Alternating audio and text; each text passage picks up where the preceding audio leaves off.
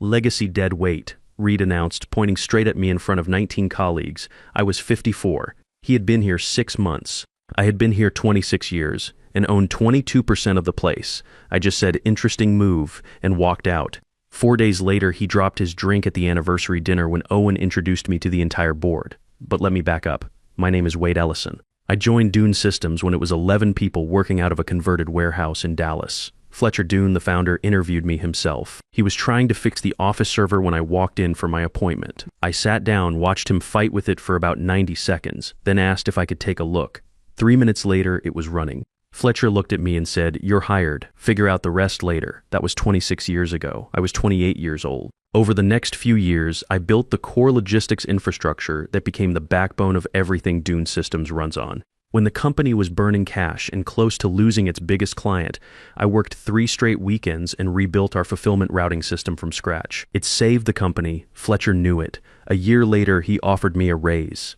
I told him I'd rather have equity. He gave me 22%. The equity was held through a small LLC I set up at the time. My attorney's suggestion, keep it clean, keep it separate. Avoid the kind of internal politics that comes when people know who owns what. My name did not appear directly in the company's shareholder-facing documents.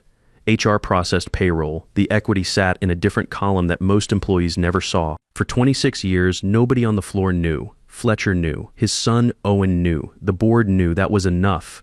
I drove the same truck I had owned for 8 years. I ate lunch at my desk.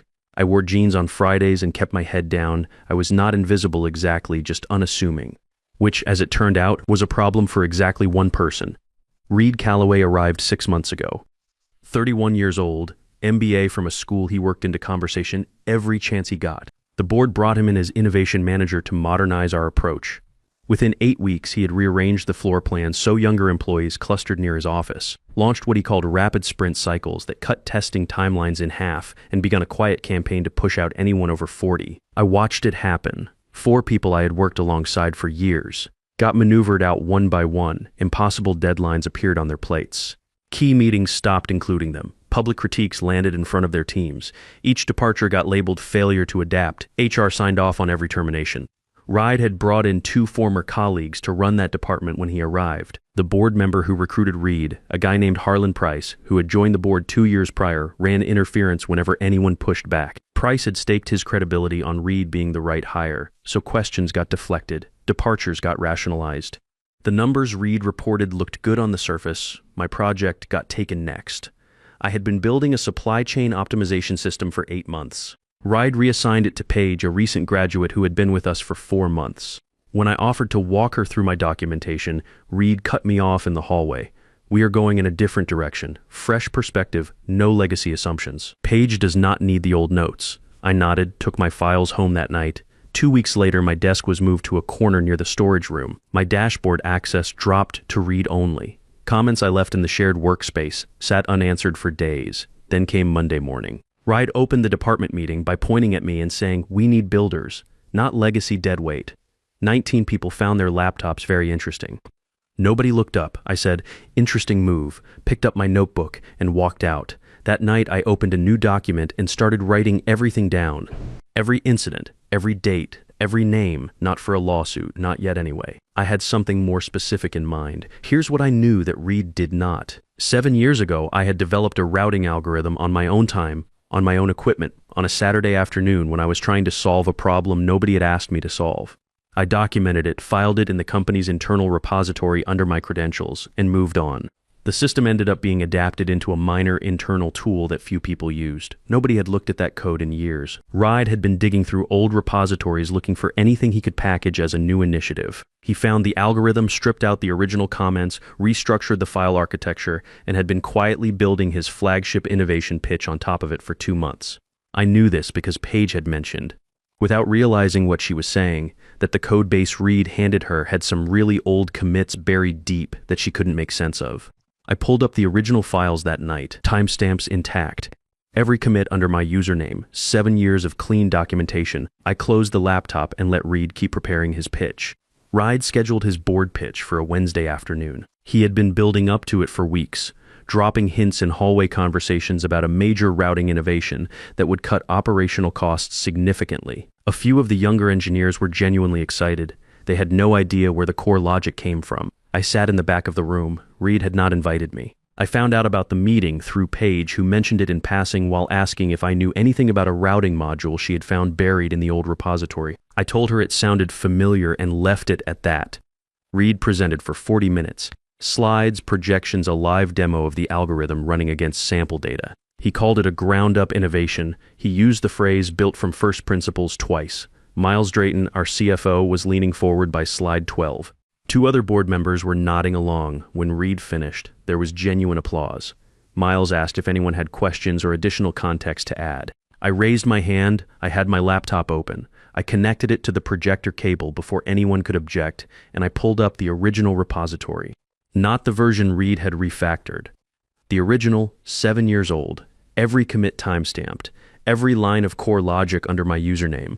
My comments still in the code explaining why I had made each structural decision. I did not accuse Reed of anything. I did not raise my voice. I just walked through the file history the same way I would walk a junior engineer through a debugging session. Calm, methodical, factual. I want to make sure the board has the full picture on where this architecture originated, I said. This is the source repository. These are the original commits. The timestamps go back 7 years. The room got very quiet. Reed started to say something about building on prior work and iterative development. Miles cut him off politely and asked me 3 follow-up questions about the system's core capabilities. I answered all 3. Reed did not speak again for the rest of the meeting. After everyone filed out, Harlan Price stopped next to me in the hallway. He looked like he was deciding whether to say something. He didn't. He just kept walking. That was Wednesday. On Thursday morning, I made some calls. There were 4 people I needed to talk to, engineers and project leads I had worked alongside for years before Reed maneuvered them out. Good people, solid, experienced, the kind you do not replace easily no matter what an MBA tells you about innovation cycles. We met at a diner 2 miles from the office. I got there first and ordered coffee. They arrived within 10 minutes of each other. Nobody looked surprised to hear from me. I think they had all been waiting for something like this. I laid out what I had documented since Reed arrived. The pattern of exclusion, the manufactured deadlines, the meeting removals, the public critiques. I told them about the IP presentation from the day before. I told them what I owned in the company and why that mattered for what came next. One of them had already consulted an employment attorney. Another had kept every email thread where Reed had criticized her work in front of her team. A third had a calendar showing exactly which meetings he had been removed from and when. By the time we finished our coffee, all 4 had signed a letter of intent. Collective action, age discrimination, wrongful termination, not filed yet, just signed, notarized, and ready to move. I had it sent to Faye Hollander in HR that afternoon, with a copy routed directly to Owen Doone's office. The anniversary dinner was the next evening. I want to be clear about something before I tell you what happened at that dinner. I did not go there to make a scene. I did not go there to humiliate Reed in front of the board. Everything that happened that night was a result of Owen deciding on his own how he wanted to introduce me. I had not asked him to say anything specific. We had talked the week before and he knew the full picture. What he chose to do with that was his call. I wore my Navy suit, my father's watch, the one he wore every day for 32 years until he retired. I do not dress up often. When I do, I mean it. The dinner was at a steakhouse downtown. Dark wood, good bourbon, everyone in suits pretending to be comfortable. I got there early and found a spot at the bar. I was halfway through a club soda when Reed walked in with 2 younger board members. He saw me, gave me that polished nod, the kind that says we are colleagues without meaning anything, and moved on. I nodded back. Owen arrived about 20 minutes later. He came straight to the bar when he spotted me. We talked for a few minutes, real conversation, the kind that comes from knowing someone for a long time. Owen had watched his father build this company from nothing. He knew what I had built inside it. He had read the letter that arrived at his office that afternoon. When dinner moved into the main room and Owen was asked to say a few words, he kept it short. He thanked the team. Talked about what 30 years meant for a company. Then he paused and looked across the room. There is one person here tonight that most of you have probably underestimated, he said. He built the systems this company runs on. He has been here since the beginning, and as of this week, he is the reason we are not walking into a very expensive and very public lawsuit. Another pause. Gentlemen, meet Wade Ellison, 22% owner of Doone Systems, and the man who just reminded all of us what this company is supposed to stand for. I heard the glass hit the floor before I turned around. Reed was standing about 15 feet away. The whiskey went straight down, not a slip, not a fumble, just dropped clean out of his hand. He stared at me. I looked back at him and gave him the same nod he had given me at the bar an hour earlier. The room stayed quiet for about 3 seconds. Then Owen started clapping and the rest of the room followed. The board meeting was Monday morning at 8 a.m. I came in early, set up my laptop, and had coffee waiting on the table. One by one, the executives filed in. Miles arrived first, then two other board members, then Harlan Price, who sat at the far end and did not make eye contact with me. Owen took his seat at the head of the table. Reid came in last 3 minutes before the hour and sat in the only open chair, which happened to be directly across from me. He looked like he had not slept. Owen opened the meeting. Wade has something to present. Everyone give him your full attention. I kept it straightforward. 34 slides, no theatrics. The supply chain optimization system I had been building for 8 months was not company property. The core architecture was developed on my own time, on my own equipment, documented from day one. I had the records. My attorney had reviewed everything the previous week and confirmed it was clean. Conservative projections showed the system saving Dune Systems $14 million per year. Delivery error rates down 18%. Operational redundancies cut by nearly a third. I walked through the numbers slowly because I wanted everyone in the room to understand exactly what they were looking at. Miles looked up from his notes after slide 11 and said, "Name your price." I told him my terms were not financial. The room shifted a little when I said that. People sat up straighter. I had 3 conditions. First, an age diversity committee with binding authority over hiring and promotion decisions, not advisory, binding. Any termination of an employee over 45 required committee review before it could be processed. Second, reinstatement offers to the 4 people wrongfully pushed out, with full back pay calculated from their last day, and Reid would make every call personally, not HR. Not an email from a coordinator. Reid picks up the phone, dials each number himself, and asks them to come back. Third, Reid signs each reinstatement letter by hand. Not DocuSign, not an assistant printing and signing on his behalf. His handwriting, his pen, on each of the 4 letters. I watched Reid while I laid out the second and third conditions. His expression did not change much. He was holding a pen and he set it down on the table when I finished. Miles looked at Owen. Owen looked at me. We accept. All of it. Harlan Price started to say something about process concerns and Owen stopped him with 2 words. All of it. Price closed his folder and did not speak again. Reid had said nothing through the entire presentation. When Owen looked at him, he nodded once, slow, deliberate, like a man accepting something he had decided not to fight. I had expected that moment to feel better than it did. It felt mostly like relief, like setting down something heavy after carrying it for a long time. The committee was formalized that same week. 5 members, myself, Reid, Paige representing employees under 35, Owen for the board, and Faye from HR, who, to her credit, had flagged concerns about 2 of the terminations internally before any of this became public. Those flags had been overridden by Price. After the board meeting, Price quietly stepped down from the board within 30 days, citing personal commitments. Nobody pushed back on that decision very hard. Reid started making calls the following Tuesday. I know because Paige told me she had stayed late and heard him through the glass wall of the small conference room he had booked for the afternoon. 4 calls, one after another. She said he did not use a script. He just talked. She could not hear the words clearly, but she said his voice sounded different than it usually did. Quieter. All 4 people accepted reinstatement. One of them asked for a different role than the one she had before. We gave it to her. The signed letters went out by end of week. Reid's handwriting, 4 envelopes hand-addressed. About 2 weeks after the board meeting, the diversity committee held its first formal session. We reviewed every termination from the previous 5 months. We documented the pattern. We built a remediation framework that would govern how performance issues were handled going forward. It was not a fast process, and it was not always comfortable, but it was thorough. Reid showed up to every session prepared. He did not show up defensive, which was what I had expected. He showed up with research, age-diverse team performance data, retention studies, case examples from other companies that had gone through similar resets. He was not performing engagement, he had actually done the reading. About 3 weeks in, Paige came to my desk and mentioned she was struggling with a section of the optimization system that Reid had originally handed her. The architecture underneath it was not something she had seen before. She asked if I had time to walk through it with her. I told her to pull up a chair. We worked through it for 2 hours. I explained why I had built the structure the way I had, what problem I was solving at each layer, what would break if you tried to shortcut certain steps. She asked good questions, sharp ones. Toward the end of the session, she suggested a cleaner approach to one of the secondary modules that I had been stuck on for weeks. It was a better solution than what I had. I told her so. She laughed and said she could not have seen it without understanding the foundation first.